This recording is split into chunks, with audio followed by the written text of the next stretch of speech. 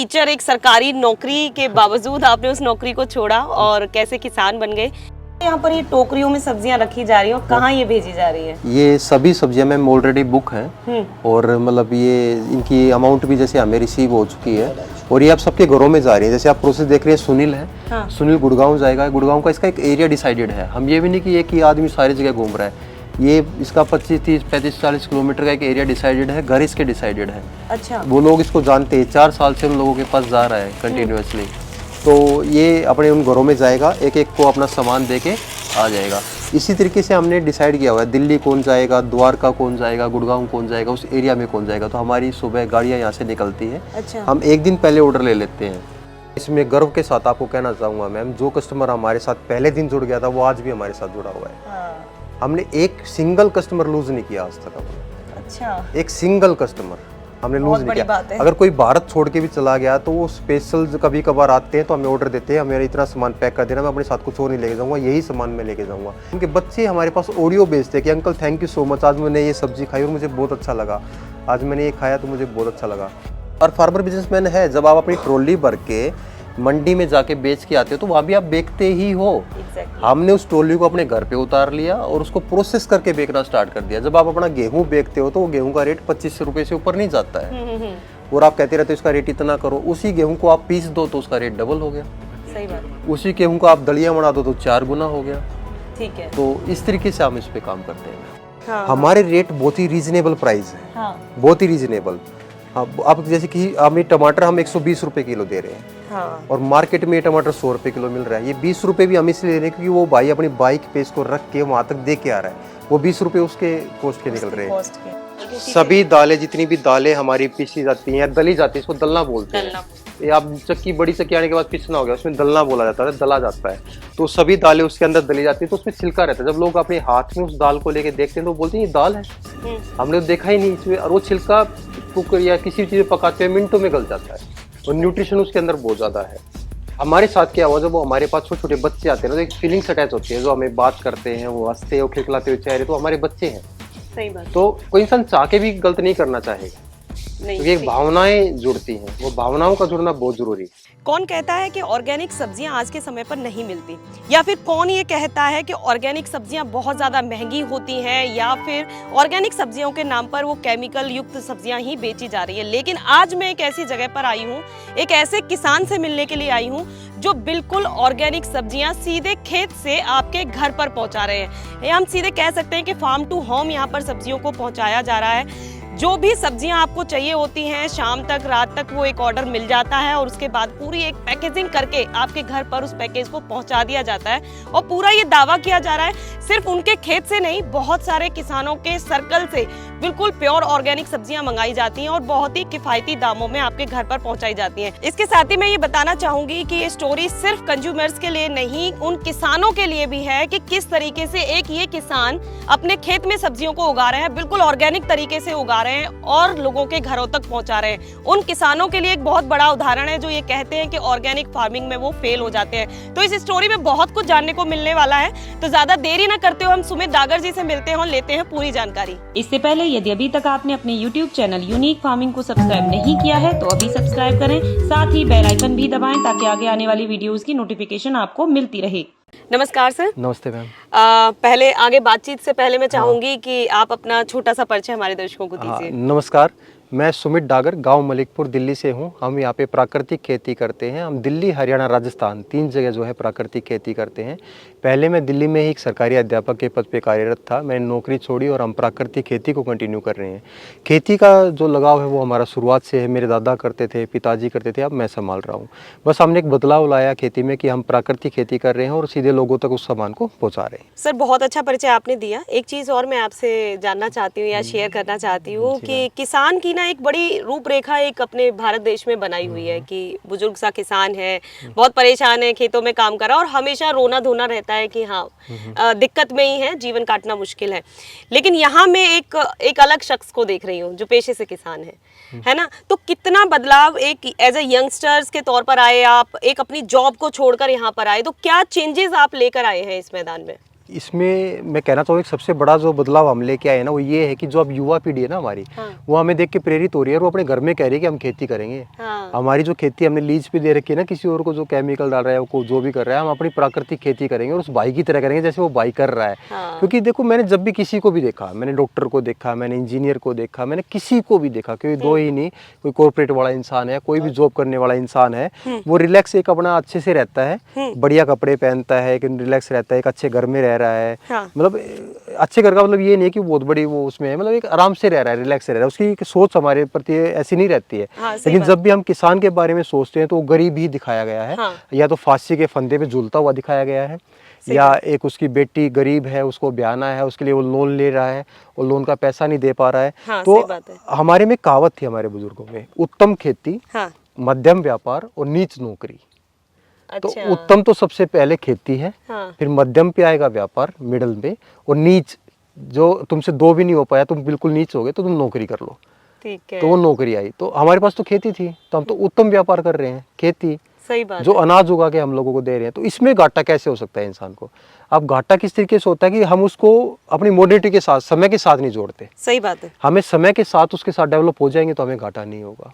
बहुत सही बात बताई है सर ने। इसके साथ ही मैं ज़रूर बताना चाहूँगी कि दर्शकों के बीच में 3 चीज़ें आ रही होंगी कि पहली चीज़ तो यही है कि एक टीचर, एक सरकारी नौकरी के बावजूद आपने उस नौकरी को छोड़ा और कैसे किसान बन गए, इसकी स्टोरी भी सर से हम जानेंगे। और दूसरा जो सर ने एक चीज़ और अच्छी बताई है कि किसान कैसे घाटे का सौदा मतलब खेती को मान रहे हैं, उससे कैसे उभर कर आ सकते हैं, वो सारे टिप्स भी हम सर से आगे लेंगे। मुझे जितनी जानकारी मिली है उसके अनुसार आप अपने फार्म में बिल्कुल ऑर्गेनिक सब्जियां उगाते हैं। जी मैम। उसके बाद उसे किसी मंडी में नहीं बेचते, सीधे आप घरों तक पहुंचा रहे हैं। जी मैम। है ना, और पैकेजिंग के जरिए बड़े ही अच्छा सिस्टम आपने बना रखा है। तो वो मैं जानना चाहती हूँ कि किस तरीके से आपका पूरा प्रोसेस शुरू होता है।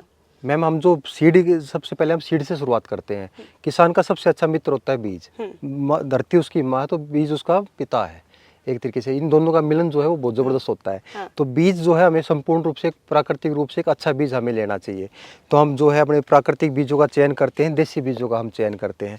उसमें क्या करते हैं हम, जैसे जो बीज हमारे पास थे वो हमारे थे, लेकिन सभी बीज हमारे पास नहीं थे, तो हम पूरे देश में घूमे। हमने किसानों से मुलाकात की, जिनके पास जो सीड हमें मिले वो लिए।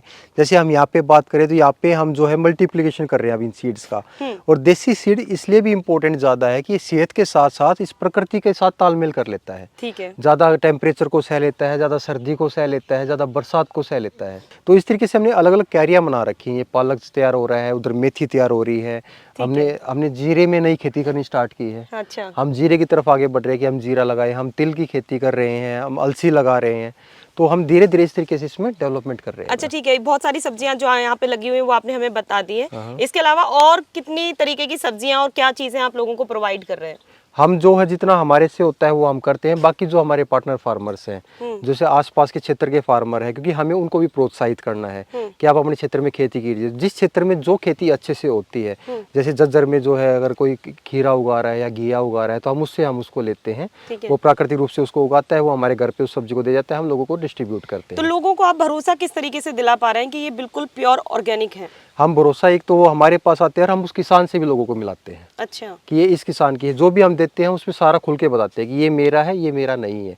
जब भी हम कहीं मार्केट लगाते हैं तो उसमें हम एक स्पेस रखते हैं, ये मेरा है, ये मेरा नहीं है, ये मेरे पार्टनर फार्मर का, लेकिन वो अच्छे से कर रहा है। अगर आप उससे बात करना चाहे उससे बात कर सकते हैं, उससे मिल सकते हैं। ये सारी चीजों के साथ ही फिलहाल अब हम ये जान लेते हैं कि आखिर सीधे खेत से घर तक सब्जियों को कैसे पहुंचाया जा रहा है। सर, किसान के उगाने तक का पूरी कहानी मुझे समझ में आ जाती है, लेकिन उसके बाद में किसान ज्यादा घबराने लग जाता है। जी मैम। जब वो मंडियों में फंसने लग जाता है। लेकिन मैं आपका प्रोसेस ये जानना चाहती हूँ, कैसे यहाँ पर ये टोकरियों में सब्जियां रखी जा रही है और कहाँ ये भेजी जा रही है? ये सभी सब्जियां मैम ऑलरेडी बुक है, और मतलब ये इनकी अमाउंट भी जैसे हमें रिसीव हो चुकी है और ये आप सबके घरों में जा रही है। जैसे आप प्रोसेस देख रहे हैं, सुनील है। सुनील गुड़गांव जाएगा। गुड़गांव का इसका एक एरिया डिसाइडेड है। हम ये भी नहीं कि एक ही आदमी सारी जगह घूम रहा है। ये इसका 25, 30, 35, 40 किलोमीटर का एक एरिया डिसाइडेड है, घर इसके डिसाइडेड है। अच्छा। वो लोग इसको जानते हैं, 4 साल से उन लोगों के पास जा रहा है कंटिन्यूअसली। तो ये अपने उन घरों में जाएगा, एक एक को अपना सामान दे के आ जाएगा। इसी तरीके से हमने डिसाइड किया हुआ है, दिल्ली कौन जाएगा, द्वारका कौन जाएगा, गुड़गांव कौन जाएगा, उस एरिया में कौन जाएगा। तो हमारी सुबह गाड़ियाँ यहाँ से निकलती है। अच्छा। हम एक दिन पहले ऑर्डर ले लेते हैं अच्छा, तो वो ऑर्डर किस तरीके से लेते हैं आप? वेबसाइट है हमारी daamorganic.com, वेबसाइट पे हम ऑर्डर ले लेते हैं। जो लोग वेबसाइट पे नहीं कर सकते हैं, जैसे बुजुर्ग हैं या उस पर नहीं कर सकते, वो हमें ऑडियो मैसेज भेज सकते हैं। तो हमने एक ऑप्शन दे रखे हैं उस तरीके से अलग अलग। एक व्हाट्सअप नंबर भी हमने दे रखा है कि 8 से 3 आप इस नंबर पे ऑर्डर्स कर सकते हैं या कोई भी क्वेरी आप कर सकते हैं। 3 बजे तक हम जैसे ही ऑर्डर लेते हैं हम प्रोसेस स्टार्ट कर देते हैं। जैसे वेजिटेबल्स की बात करें तो कुछ वेजिटेबल्स हमारे पास नहीं होती है जो हमारे पार्टनर फार्मर से आती है। अच्छा। हम उनको मैसेज कर देते हैं, वो सुबह हमारे पास उतनी वेजिटेबल ले आते हैं। हमने जैसे आटे का ऑर्डर आया तो हमने आटा पीसना अपना स्टार्ट कर दिया। हमारे पास किसी लड्डू का ऑर्डर आया तो लड्डू प्रोसेस करना स्टार्ट कर दिया। घी का आया तो घी को गर्म करना स्टार्ट कर दिया। तो उस तरीके से हम प्रोसेस स्टार्ट कर देते हैं। वो 3 से 5 6 बजे तक हम प्रोसेस करते हैं और उसके बाद फिर हम सुबह इस तरीके से डिलीवरी निकाल देते तो ये कितने साल से आपका ये प्रोसेस शुरू हो पाया? हैं। स्टार्टिंग जो थी उसमें यही था कि हमने धीरे धीरे शुरुआत की, हमने लोगों को जागरूक किया। जो मैंने शुरुआत की थी वो मैंने अपने गांव से की थी। मैंने हमने अपने गांव में देना शुरू किया, अपने आसपास के गांव वालों को जागरूक किया कि हम जैविक कर रहे हैं अपने, तो उन्होंने हमसे लेना शुरू किया। धीरे धीरे हम जो है आगे आगे बढ़े और आगे आगे बढ़े तो उसमें हमने द्वारका, दिल्ली, गुड़गांव इसमें फोकस करना स्टार्ट किया। और लेकिन मुझे ऐसा लग रहा है कि शुरू में एकदम से जैसे हाँ, धाम इतना ऑर्गेनिक्स को लोग समझने लगे। क्या कहीं पर कोई ऐसी दिक्कत आपको फेस करनी पड़ी थी? कहाँ लोगों को आपको समझाना पड़ रहा था कि नहीं, मैं आपको इस तरीके से आपके घर पर सब्जी पहुंचा सकता हूँ? हाँ, हम जब बाहर जाते थे तो हम मीटिंग्स लेते थे, लोगों से बातें करते थे। मैं पार्क जाता था, जो लोग एक्सरसाइज करते थे या व्यायाम करते थे उनसे मैं बातें करते थे कि हम ऑर्गेनिक खेती कर रहे हैं और इस तरीके से हम आप लोगों को सामान देंगे। तो वो भी ये कहते थे कि मान लो आज तो आप हमें दे दोगे, हम कल कैसे लेंगे? सही बात। एक दिन तो आप हमें दे दोगे या हम आपसे ले जाएंगे, हम रोज आपसे कम्युनिकेट नहीं कर सकते। तो मैंने सोचा कि क्यों ना हम एक किसान भी कंपनी की तरह आगे आए। हमने उस पे काम किया कि क्यों ना हम अपने सामान को डायरेक्ट ही कंज्यूमर को दें। वो एप्रिसिएशन भी हमारे पास आए, वो पैसा भी हमारे पास आए और वो जो एक रिलैक्स है कि उस चीज़ का वो भी हमारे पास आए। नहीं, ये तो जो कस्टमर है उसके लिए इतना रिलैक्स हो गया कि मुझे अब इतने ऊंचे फ्लैट से नीचे नहीं आना। हाँ हाँ, मुझे सब्जियां खरीदने के लिए कैसी सब्जी दे रहा है, क्या दे रहा है, क्योंकि यहाँ से एक वो ट्रस्ट बनता है कि यहाँ बिल्कुल ऑर्गेनिक सब्जियां उनके पास पहुँच रही हैं और जितना वो चाहते हैं उनके पास वो पहुँचती है। मैं आपके माध्यम से यही कहना चाहूँगा कि हम जितने किसान हैं हम सबको एक साथ रहना चाहिए। हमें कंपटीशन देना उन बड़े बड़े कॉर्पोरेट्स को, क्योंकि वो हमसे लेके तो दे रहे हैं।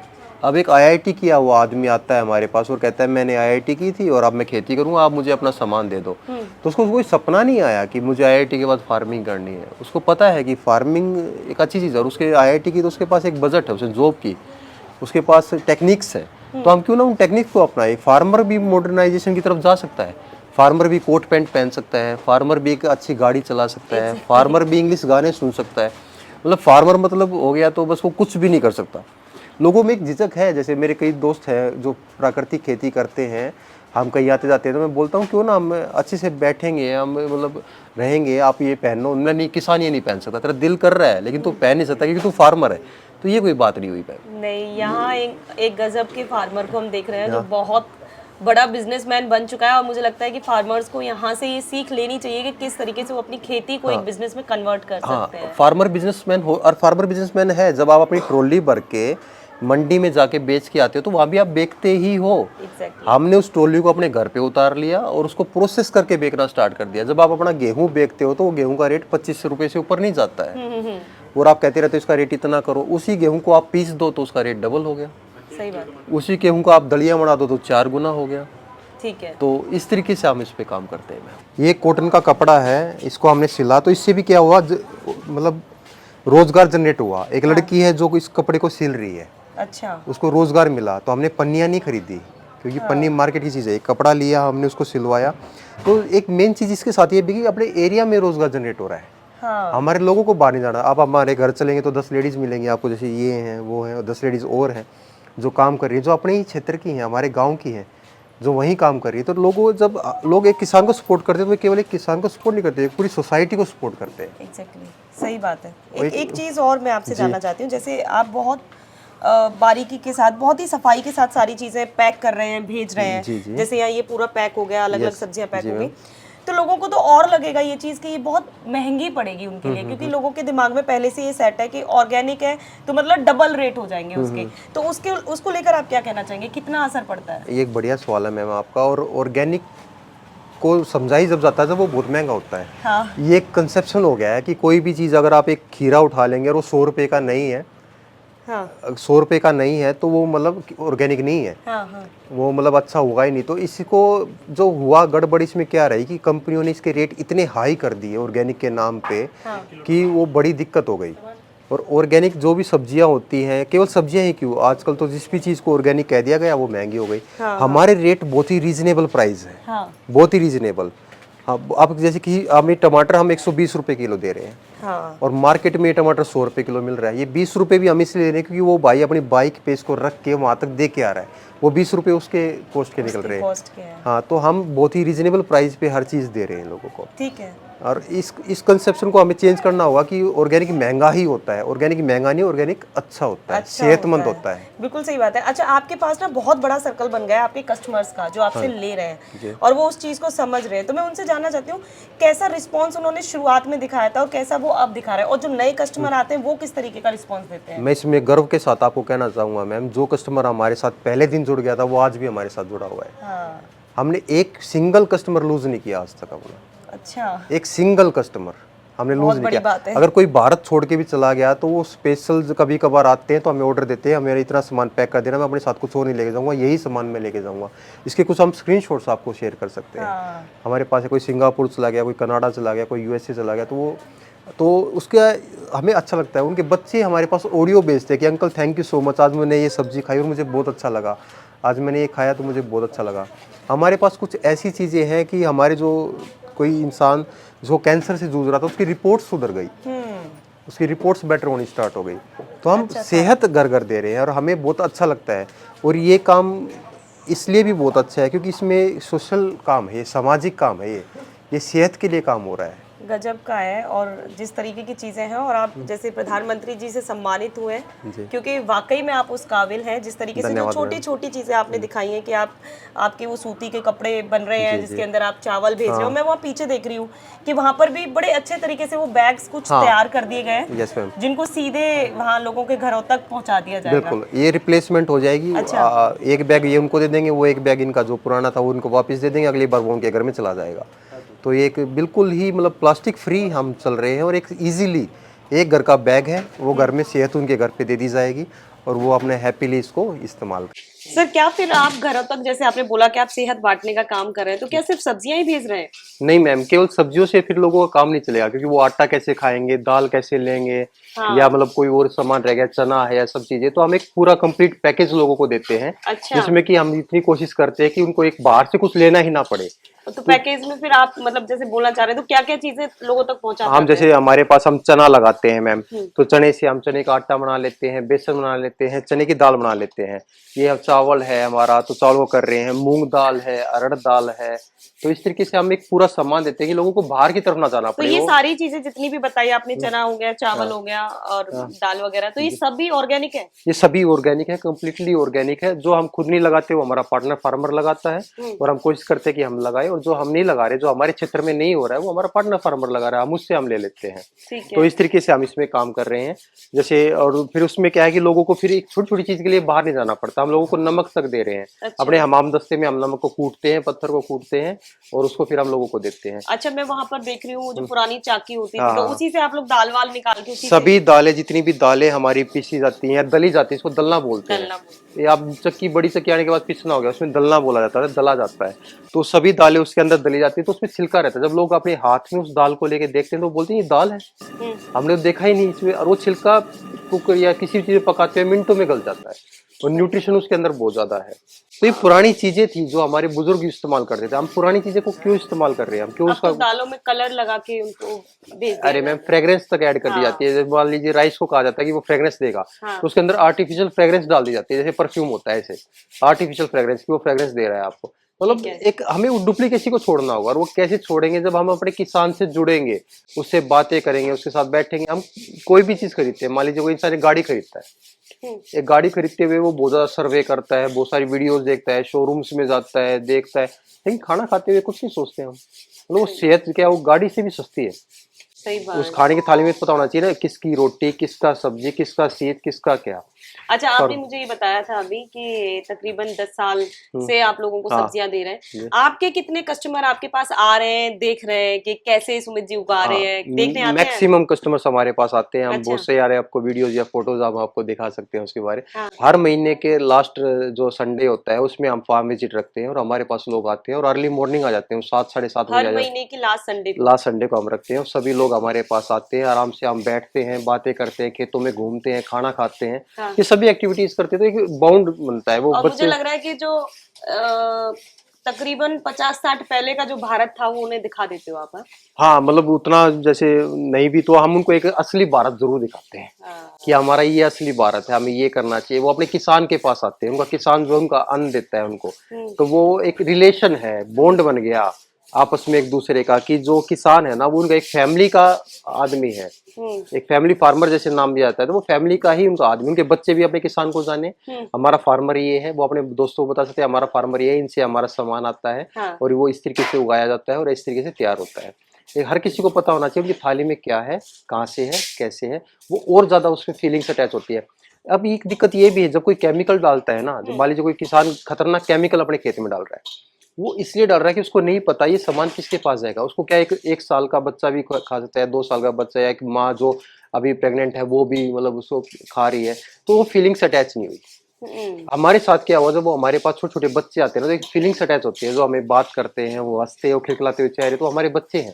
सही बात। तो कोई इंसान चाह के भी गलत नहीं करना चाहेगा, नहीं, क्योंकि एक भावनाएं जुड़ती हैं, वो भावनाओं का जुड़ना बहुत जरूरी है। और मैं जैसे यहाँ पे देख रही हूँ शायद ये लस्सी वगैरह पिलोई गई है, तो ये चीजें भी आप लोगों तक पहुंचाते हैं? हाँ, हम हर चीज लोगों को देते हैं, जो हम दे सकते हैं, हम प्रोड्यूस करते हैं, उसको मतलब प्रोसेस करते हैं, हम देते हैं। जैसे हमने इसमें दूध बिलोया, दूध बिलो के लस्सी रह गया, लस्सी पीने का दिल करता है लोगों का। हाँ। अब वो क्यों, वो थैली खरीद लेंगे जिसमें नमक मिला हुआ है, 10 दिन की वैलिडिटी है। हाँ। हम ये लस्सी उनको देते हैं, वो सेम डे कंजम्पशन के हिसाब से देते हैं, और पीते हैं, मस्त रहते हैं, रिलैक्स रहते हैं। बटर भी हम लोगों को देते हैं, व्हाइट बटर। वो बटर का टेस्ट ही घूम गया है, वो बटर में नमक खा रहे हैं लोग, हाँ।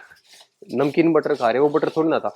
बटर इतना खासियत है कि कृष्ण जी चोरी करके खाते थे और उसको यही कहा गया था, उसके मोटिव से कह रहे थे अगर ये इतना हेल्दी, इतनी अच्छी है कि इसको चोरी करके भी खा लो ना तो भी कोई दिक्कत नहीं है, इसको आप खा लीजिए, ये खाने की चीजें हैं। मैं ये जानना चाहती हूँ, ये यहाँ पर क्या किया जा रहा है? ये मम्मी जो है उखड़ है और ये मुसल है। हाँ।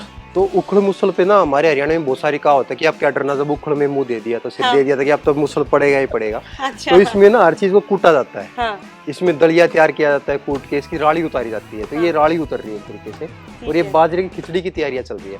अब बाजरे की खिचड़ी लोग कैसे खा रहे हैं, वो मिक्सी में उसको ग्राइंड कर देते हैं और वो खिचड़ी खा लेते हैं। और सर जो मिक्सी में ग्राइंड नहीं करना चाहते, जिन्हें थोड़ी बहुत जानकारी है, उसके चक्कर में वो छूट गई है खिचड़ी, शायद बाजरा की खाना ही बंद कर दिया है। अब बाजरा आयरन का जबरदस्त स्रोत है, हमारे पूरे देश में आयरन की सबसे ज्यादा कमी है और ये इसमें आयरन ही आयरन है, भरपूर आयरन है। अब तो सिर्फ खाने पीने की चीजें ही देखने को मिलती है लोगों की, या जब वो आते हैं तो और भी कुछ आप मतलब? नहीं, वो हमारी उसके साथ जुड़ते हैं, संस्कृति के साथ जुड़ के जाते हैं। हाँ। हम उनको बताते हैं कि कैसे हमें नंगे पैर चलना जरूरी है, अर्थिंग होती है हमारी, खेतों में नंगे पैर चलिए, अपने शरीर को समय दीजिए। अपना मतलब उस तरीके बेटा कि हम बर्तन साफ करते हैं रात से, हाँ, नो केमिकल, जैसे विम बार, ड्रॉप्स हम कुछ यूज नहीं करते। हाँ। कपड़े धोते हैं रीठे से, कोई शैम्पू यूज नहीं, कोई साबुन यूज नहीं करते। अरे वाह। नहाते हैं मुल्तानी सोप बनाते हैं मतलब ये चीजें भी हमने छोड़ दी। मतलब रीठे से हमारे कपड़े धुलते हैं, रीठे से हमारे बाल धुलते हैं, सब कुछ उससे होता है। कोशिश ये है कि गैस को भी छोड़ दें, कभी कुछ काम कर लेते हैं। नहीं, वहाँ दिख गया है हमें, पर धीरे चूल्हा दिख गया है। अभी हम गैस इस्तेमाल कर रहे हैं, लेकिन धीरे धीरे हमारी कोशिश है कि हम बिल्कुल ही चूल्हे पे आ जाए।